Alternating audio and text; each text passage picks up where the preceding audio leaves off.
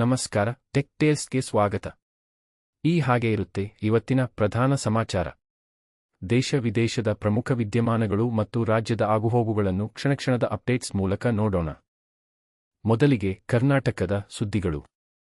ಆನೇಕಲ್ನಲ್ಲಿ ನಡೆದ ಅಕ್ರಮ ಕ್ವಾರಿ ಸ್ಫೋಟ ಪ್ರಕರಣಕ್ಕೆ ಸಂಬಂಧಿಸಿದಂತೆ 9 ಜನರ ವಿರುದ್ಧ ಪ್ರಕರಣ ದಾಖಲಾಗಿದೆ. ಮತ್ತೊಂದೆಡೆ ಸಿಟಿ ಫಲಿತಾಂಶದಲ್ಲಿ ಸರ್ಕಾರಿ ಮತ್ತು ಗ್ರಾಮೀಣ ವಿದ್ಯಾರ್ಥಿಗಳ ಪ್ರದರ್ಶನ ಕಳವಳಕಾರಿಯಾಗಿದ್ದು, ರಾಜ್ಯ ಬೋರ್ಡ್ ವಿದ್ಯಾರ್ಥಿಗಳು ಅಗ್ರಸ್ಥಾನದಲ್ಲಿದ್ದಾರೆ. ರಾಷ್ಟ್ರೀಯ ಸುದ್ದಿಗಳಿಗೆ ಬರುವುದಾದರೆ, ಸಾಮಾನ್ಯ ಜನರಿಗೆ ಶಾಕ್ ಸಿಕ್ಕಿದೆ. ದೇಶೀಯ ಎಲ್ಪಿಜಿ ಸಿಲಿಂಡರ್ ಬೆಲೆಯಲ್ಲಿ 29 ರೂಪಾಯಿ ಹೆಚ್ಚಳವಾಗಿದೆ. ಇದು ಮಧ್ಯಮ ವರ್ಗದ ಜನರ ಜೇಬಿಗೆ ಕತ್ತರಿ ಹಾಕಿದಂತಾಗಿದೆ.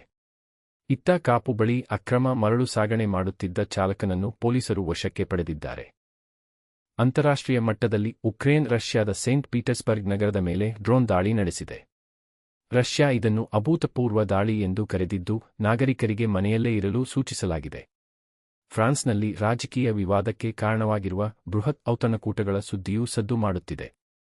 ಇವಿಷ್ಟು ಇಂದಿನ ಪ್ರಮುಖ ಸುದ್ದಿಗಳು. ಮತ್ತಷ್ಟು ಅಪ್ಡೇಟ್ಸ್ಗಳೊಂದಿಗೆ ಮತ್ತೆ ಸಿಗೋಣ ಟೆಕ್ ಟೇಲ್ಸ್ನಲ್ಲಿ. ಲೈಕ್ ಮಾಡಿ, ಶೇರ್ ಮಾಡಿ,